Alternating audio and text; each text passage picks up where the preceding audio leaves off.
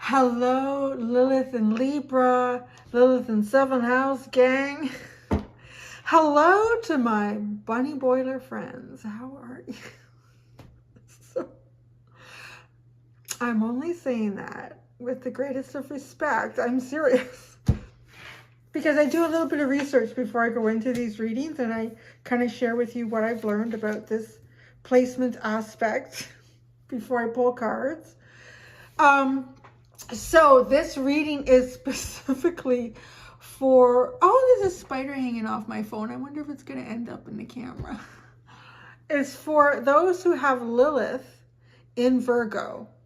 And if you're, sorry, Virgo, in Libra, if you have Lilith in your Libra, double L, Libra, Lilith. And if you have, Lilith in the 7th house. So what house does your Libra sit in? That's kind of like where you figure that out. All the information to figure that out is actually down in the description. I put some links and stuff there to help you out with that. So there's going to be an extended as well.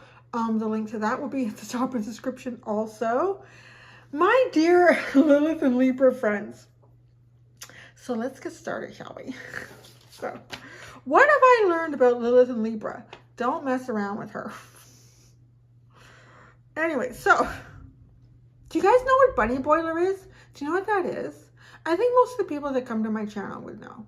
Some of the younger people may not know. It's a very interesting movie with, was it Sharon Stone and Michael Douglas? I think it was called Fatal Attraction. And I think it was a married man having an affair. Yeah, Michael Douglas with Sharon Stone's character. And then he decided, you know, it's not so good for my family and my life. I need to call this off. But she wouldn't have any of that. No, she would not. She was going to do anything she could to either get him back or give him the pain that he gave to her. So the bunny boiler thing came in because his child had a pet bunny. So she took the bunny when they were out in the yard or something. I don't remember the details. And she put a pot on the stove. And she up the boil and she put the bunny in the pot. That's where the bunny boiler comes in. So my Libra with Lilith friends. Okay. Your leading interest is sex, possibly. If it's not sex, it's definitely relationships. But if Lilith has bad aspects by birth or transit, so you know, like you're not, this doesn't mean you're a bunny boiler. I made it so dramatic, right? How could I not? Like when I was reading where this energy could go, it was just like screaming bunny boiler all over the place. But like I like to say in all these Lilith readings, there's a gradient, okay? There's a scale here. Where you sit on that is really has a lot to do with what you've been through, usually as a child, how you're integrating that as an adult. And then all the other placements in your astrological as well. Okay, a debilitated Venus I read can be difficult for this placement and you may end up down the bunny boiler path. So just be careful. If you have a debilitated Venus, I just read that. I really don't know what that means because I'm just delving into astrology. I think it means your Venus isn't feeling good where it's sitting. Okay, so there's a gradient here, right? So you may become aggressive and you may dramatize sexual relationships. There's the bunny boiler. The bunny boiler is a gradient too. What's that? That other song is coming up it's a country song. What did she do? She smashed in his 2 headlights and carved her name in his leather seats or something like that. Who sings that song? I can't get that's kind of that too. It's not quite as extreme as boiling the bunny, but it's still not good. It kind of dramatizes sexual relationships. Okay, this is what I find funny. A couple of times it described this placement as being the least dangerous placement for Lilith, but can be ruthless. Bunny boilers do not seem very like non-dangerous to me. But anyways, it is a ruthless. This can be very ruthless. There's a fascination with relationships. but often unsuccessful in this area of life.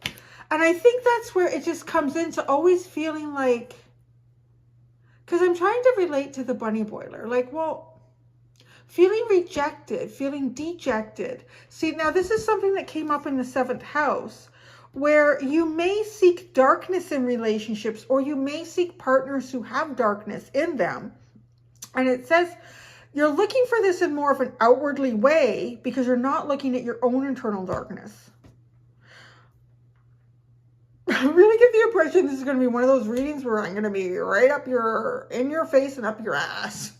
Sorry, it's Lilith, it's Lilith, it's Lilith. Go to my other zodiac readings. I'm a much kinder, gentler me, but I'm telling you, like, channeling Lilith does tire me. This will probably be the last Lilith I do for a few days. I think so with this one.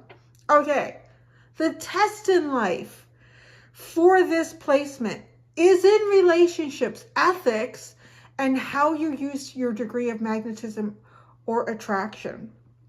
Think about what you really expect from others and to what extent you want to get involved in your relationships. That's real key here. This is a tough placement. It doesn't really say that anywhere, but to me, because I guess when I watched that movie, Fatal Attraction, like, she's really feeling it. She's feeling it to, like, a point. And I guess it's triggering a darkness within her that she's not acknowledging. And it's hard to look at. So it just it kind of explodes and expels out into boiling bunnies and slashing tires. Okay, there is sex. Sex comes up a lot in this placement. Sex, physical beauty, and external aspects in life. This is another interesting part. And I think this is where it can get you in trouble, is joy expressed with sexual energy. I mean, not all joy should be expressed with sexual energy. So if that's something that you find, like, I don't know if it's like a trigger point. I feel really joyful. I feel really happy. Let's have sex. Like, you know, it's probably not a good thing to do in many circumstances. So, and then, but a sexual connection with someone often will, depending on the type of person you are, but it will often lead to a deeper connection or deeper feelings associated with that person. So yeah, there's also an aspect here where it's specifically, this does not all come out bad either. There's a whole whack of famous people that have this placement also.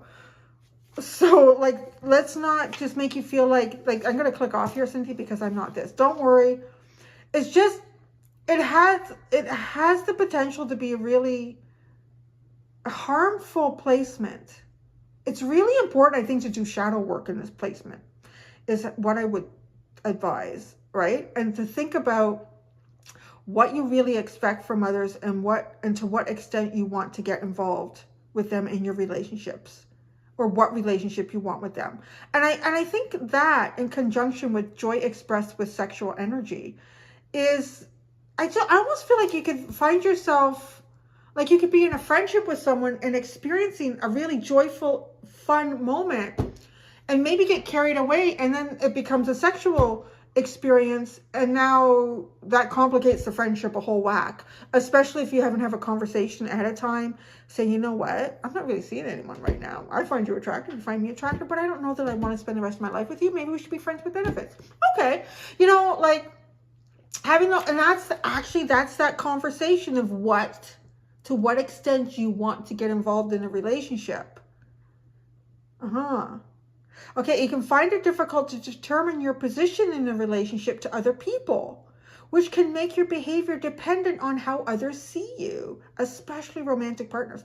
There seems to be a real vulnerability with romantic partners in this placement. Like, them kind of having a hold on you.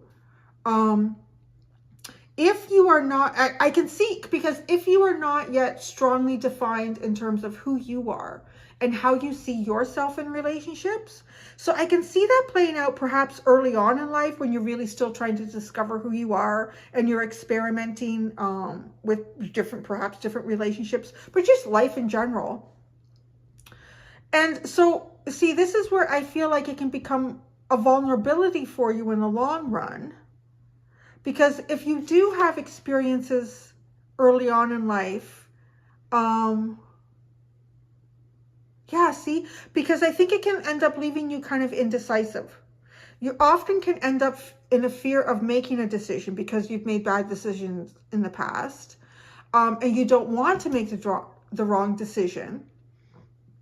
So being indecisive, actually, wrong decision choice, creates a lot of indecisiveness for you. And then this is, okay, so women with this placement may seek to seduce men.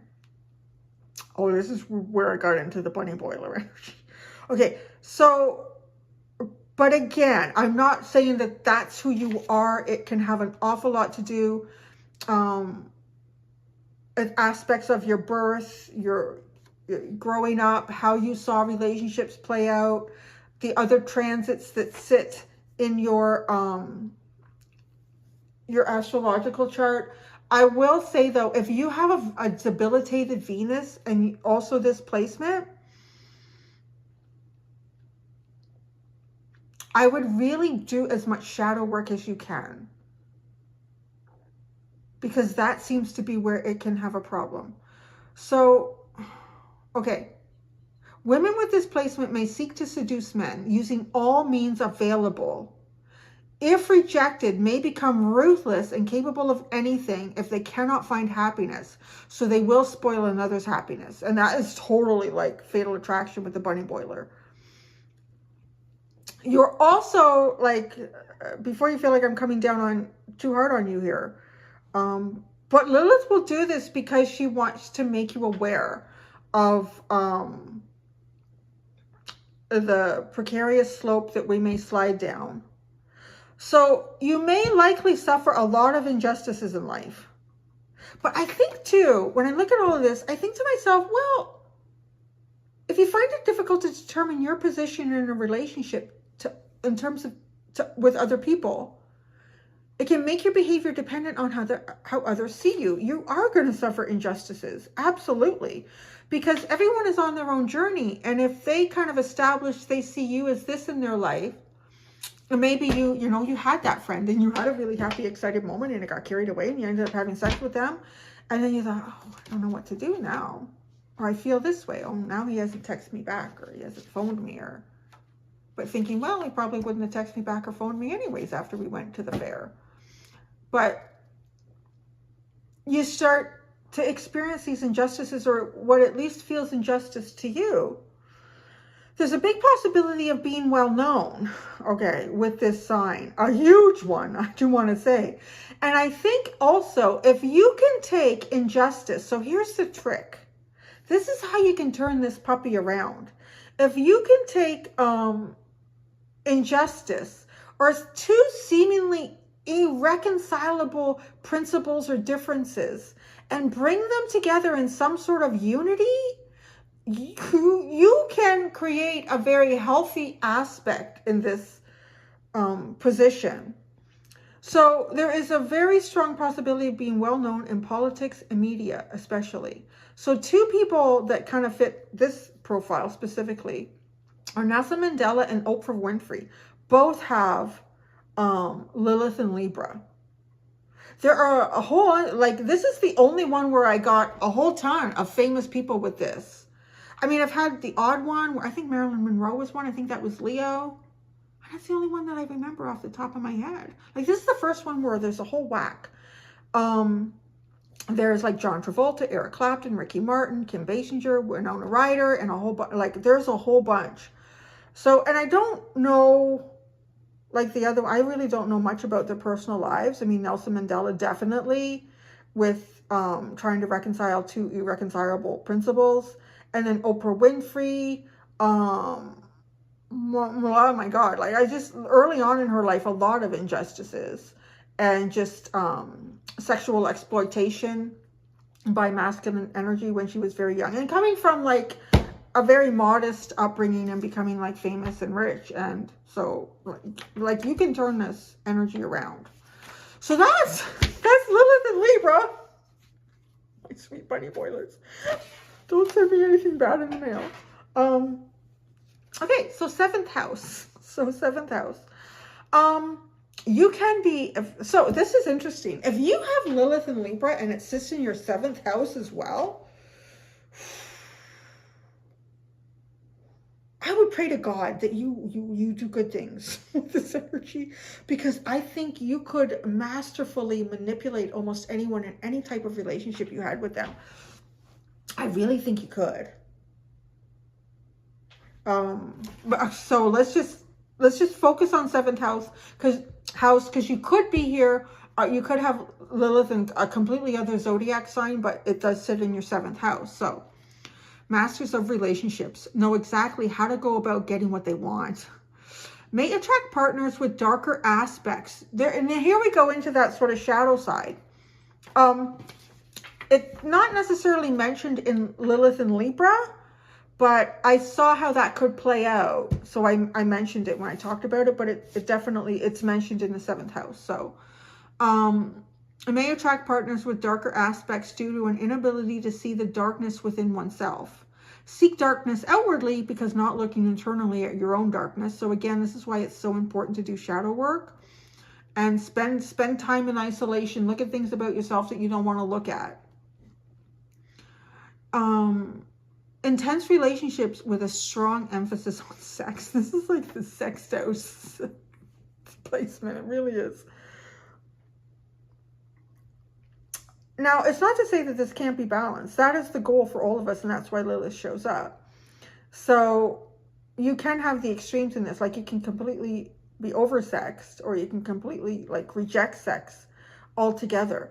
I want to say, like, the healthy balance in everything is that just have a healthy sex life, where there's no manipulation or, or becoming a bunny boiler. Okay, avoid being codependent and refrain from calling others out on behavior that you are also guilty of. So this is like having partners with darker aspects, because it's in you, but you're not looking at it. So of course it's easier not to address. I almost wonder, there's someone I know in my neighborhood who's, and I pulled cards on her once, and she's real dark. And I don't know, I just got the impression that she could be this.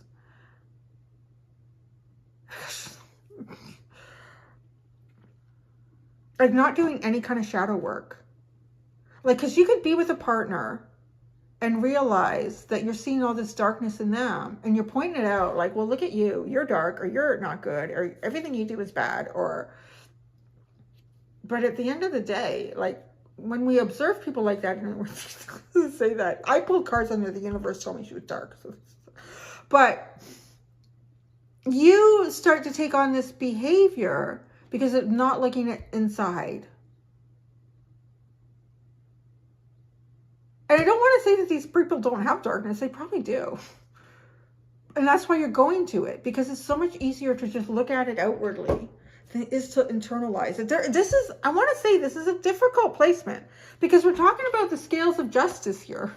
We're talking about that. And Lilith is kind of about bringing justice, I want to say, to earth, to mankind, to find a proper balance here where things have really gotten out of whack. So it's going to hit you hard.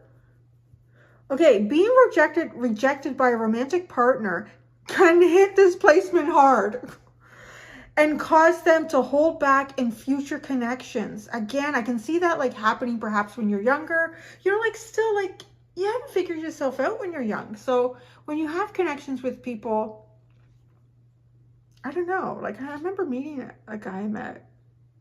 I think I just finished college. It was like he wanted to get married and have kids and everything. I'm like, what the hell? Like, you know, and maybe, I don't know. I hope he didn't take it badly. Like, I can't do this anymore. So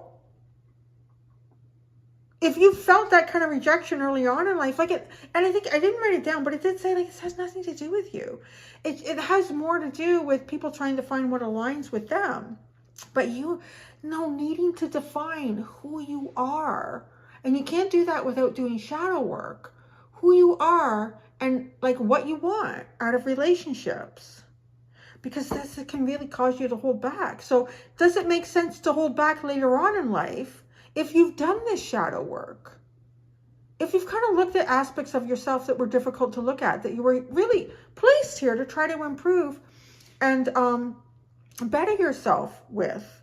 If you've done all that and you've started to define who you are and what you want in all the different types of relationships that you can have in life, perhaps it's time not to hold back.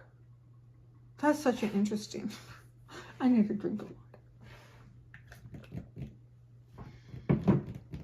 All right. So I feel like I want to turn that light off now. It's too bright. It was dark. We just had a big thunderstorm. And I got the fan on, but I'm gonna, here we go, turn the light off. It just feels kind of harsh with, putting boiler in. Okay. Lilith in Libra in 7th house. What are we going to talk about? I'm starting with my Oracle of the Radiant Sun deck. And then I'm moving into my Jumbo deck, which is a combination of the Heaven and Earth deck and the Murder of Crows deck.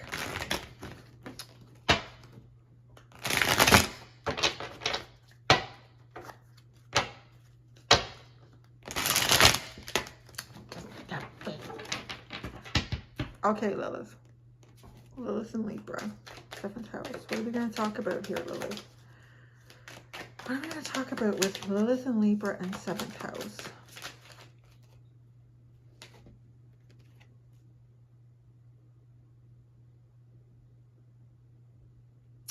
So, you've got Jupiter in Aries, and then you've got Mars in Gemini, which is interesting because it's like kind of like a double Mars energy. Which, like, okay, with Aries too, like that's on the, I don't know what the proper name of it, but like the opposite sign for Libra is Aries, like they sit opposite of each other. So it's kind of interesting that that would be coming out here. I'm going to hold you up the cards. There's a sense of divination here, but I'm getting more of like, wow, this is an interesting message. How's this going to unfold here? Okay, so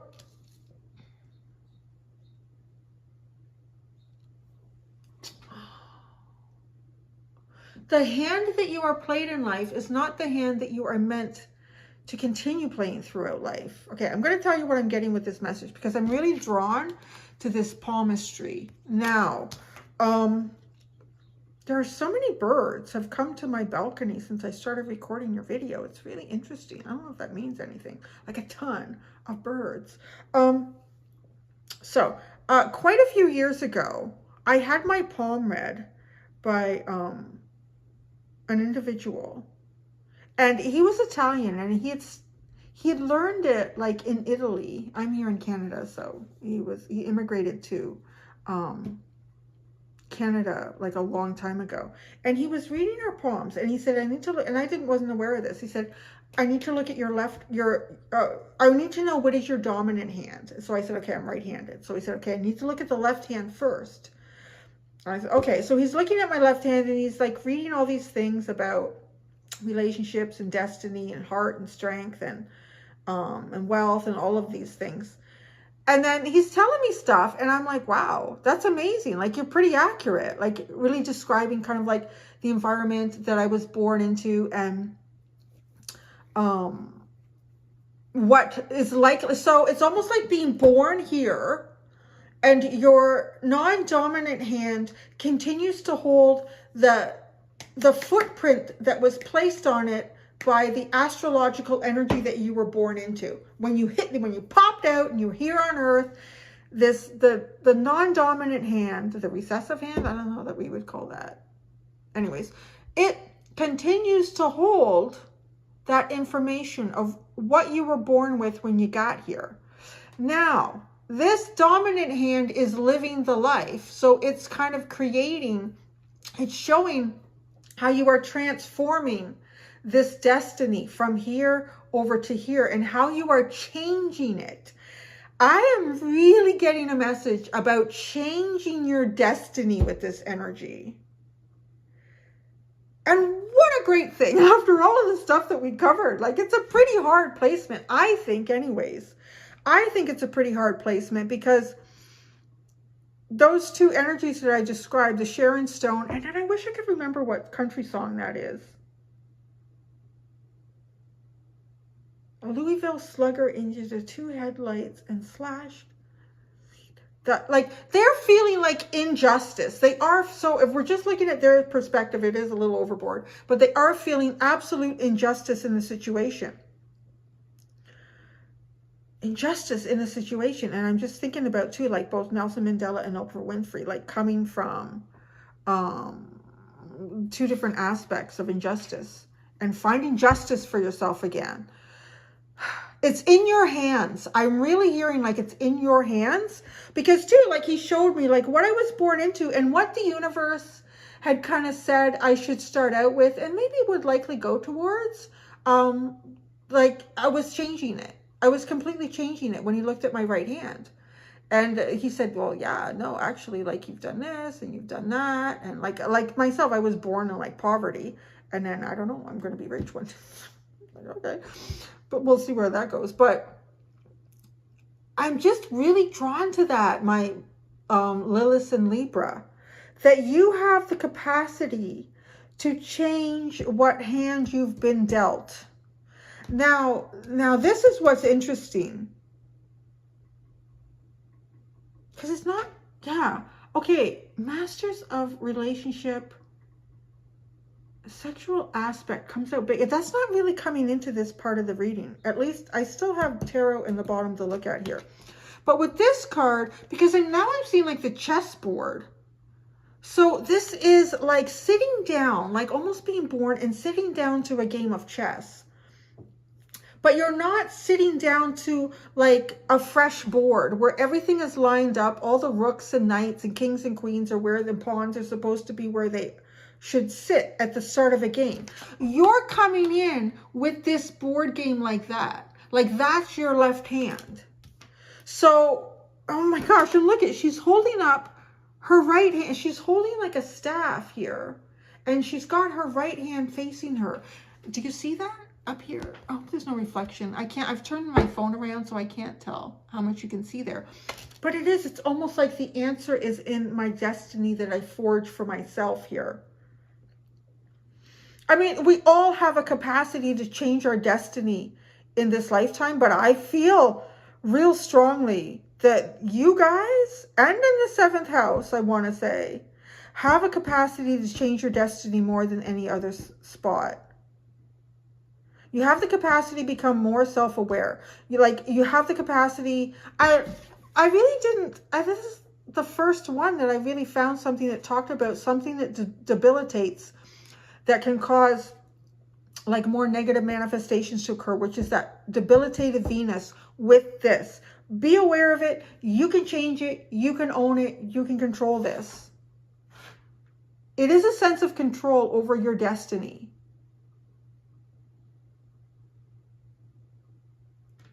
You have to be actively participating in what it is that you want in this life. Don't just go with the flow.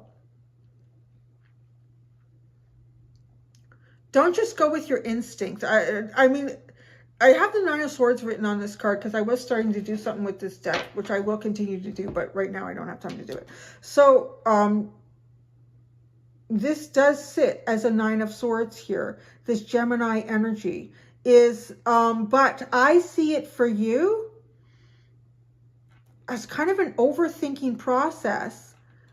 But it's a self-awareness. This overthinking is more about a self-awareness and really thinking to yourself, what do I want in these relationships? What do I want of myself in this relationship? What am I hoping to receive from other people in this relationship or these relationships? You're sitting down to a board game, a chess game, that's already been partially played by the time you get to it. That's what that feels like. It kind of feels like being behind the 8 ball or in front of the 8 ball. How would that work? Because if you're behind the 8 ball, you got control, right? That's where you want to be. So in front of the 8 ball, like you're going to get knocked around here. Venus, they're showing Venus here and Mercury. Where's Mars? Mars is not, Mars is in the middle of the palm.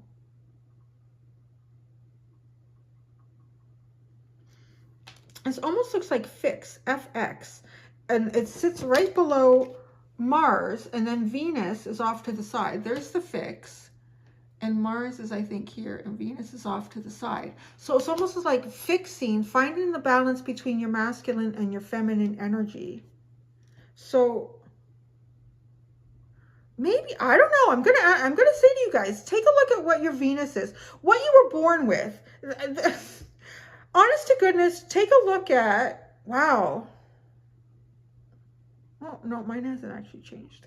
My Venus. I don't know if that's good or bad. But look at your Venus. Look what you were born with. Even beyond, so you could look at your astrological, where your Venus is sitting, what placement is in. Is it debilitated or exalted? And then see what little you can learn about palmistry and your Venus line here, and how you're changing it, and how you can continue to change it. What's at the bottom? Acquisition. The Sun in Taurus. I just see like harmony here. Like a really solid...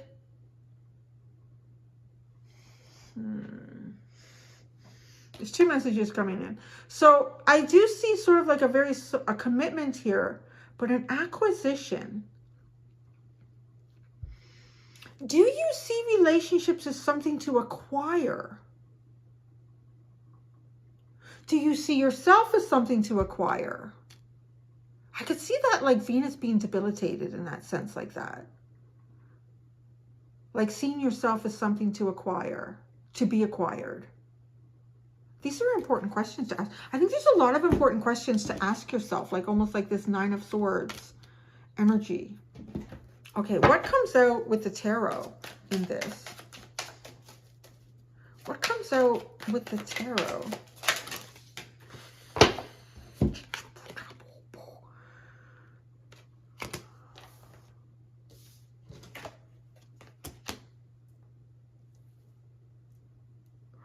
You have the Princess of Wands. Just like a little bunny boiler there, some fire. Material success. This is the Six of Pentacles. Yeah. I like the way these came out because these are both from the same deck, and so is this. It's almost like two little messages here. And then you have the Knight of Pentacles.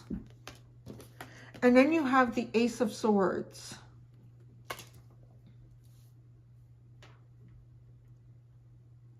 This is literally like when you're in a situation, these two cards, when you are in a situation where something has you burning, like has your desires burning, but I don't mean on a sexual level.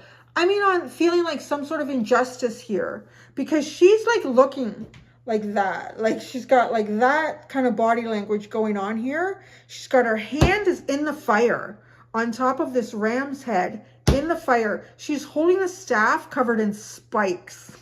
Like it could be very vengeful energy. I hope this is not getting a glare. Like if you can see the expression, you know, like she's looking from under her eyebrows. It's there's a sense of having some wrongdoing experienced here. What puts that out is directing yourself to something completely different and giving of yourself. So like you have something to give somewhere, and it's not to feed into this. It's not to feed into the sense of feeling like you have had an injustice done to you, because it's almost finding empowerment, right? It's switching the left to the right hand. It's finding empowerment on what you have to give. It's lifting yourself up from this feeling of an injustice done to you. That's powerful. I really like that. This is taking that, and it, you know, and you could just have that feeling of bunny boiler or slashing the leather seats and the Louisville Slugger to the headlights. Like you could have that feeling or those feelings, but you may have never acted out on them. But just feeling like, you know what, when I have an injustice like that, Cindy, Lilith, it burns and it almost feels uncontrollable. This is almost like a guidance on how to change that, how to change the chessboard game that you have sat down to that's already got moves made. And it almost feels like karmic. Like if we're imagining being born and sitting in front of a chess game, and it's already been played before you and your consciousness right now arrive there. Are these moves that have been negotiated by you and others in past lives, and you can't escape it? You have to hit that chessboard in this lifetime with those moves sitting there. That cannot be renegotiated. You have to address them. If you don't do it in this lifetime, you will sit down to that chessboard again, and you will do it in the next lifetime. But this is telling you how to get balance, how to have this material success, how to turn what feels like a burn inside of you, a real discredit to you, a real sense of being tossed to the side, how to take that burning feeling and lift yourself up. Look at the grace. Look at the grace that she does this in. It's absolutely beautiful. And I bet you it's almost as if like sitting down at the chessboard again and pieces have dissolved. Like they're not even there from the other side. And she's holding the scales of justice. Libra, she is holding the scales of justice. Lilith in Libra, I should say, because this is not if your sun is in Libra. Wow, this is such a powerful reading. I hope people sit through these, because a lot of times they start off, not all of them, some of them, they start off as like boom, boom, boom, in your face about something. And then like Lilith just comes out and says, hey, look it. We know it. You feel it. I feel it. This is how you can help yourself. This is how you can get through this chess game, this chessboard, and not sit down to these same pieces again in the next lifetime.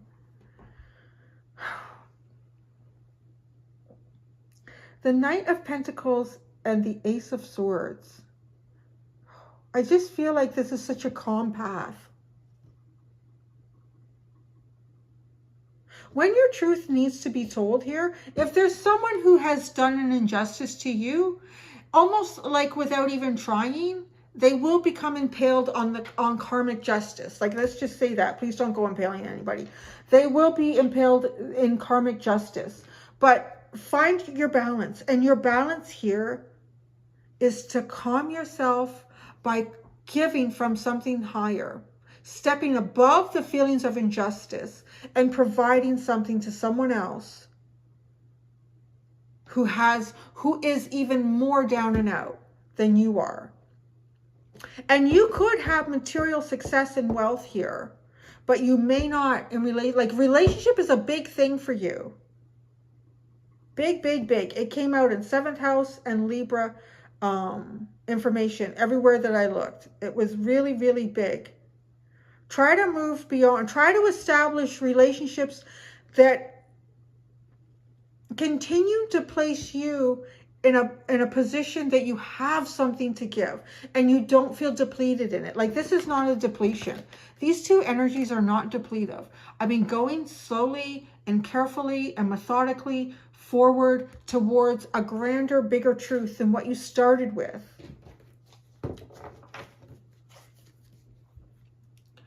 And then you have the Queen of Cups. Oh my God, that's it. That's at the bottom, the Queen of Cups, and that's it. Oh, and I see this crow in the background, like, and it's reminding me of the crow that was impaled in the truth, the karmic truth. Karma will correct things. You don't need to do that, right? Like, that's important too, because the whole bunny boiler energy, that is, you're just putting more chess pieces back on the board. Or literally, that's what you're doing. You're putting more chess pieces back on the board.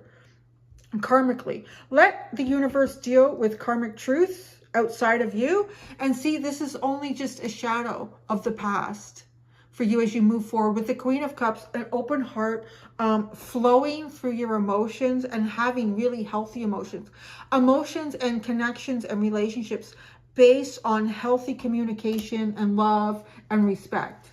There you go. That's what I got. So, whoo, Lordy, I'm going to need something after. I'm going to need a box of chocolates and a shot of vodka. All right, that's what I got. That's what I got. I'm going to go do the extended. I do tend to keep them completely open, although I am actually already being told that I might be going deeper into some of these cards. So we'll see what happens. goodness, thank you so much, my bunny boy lovers. Come on, don't get nasty in the comments. It's just a joke. Until next time, be gentle with yourselves. Bye.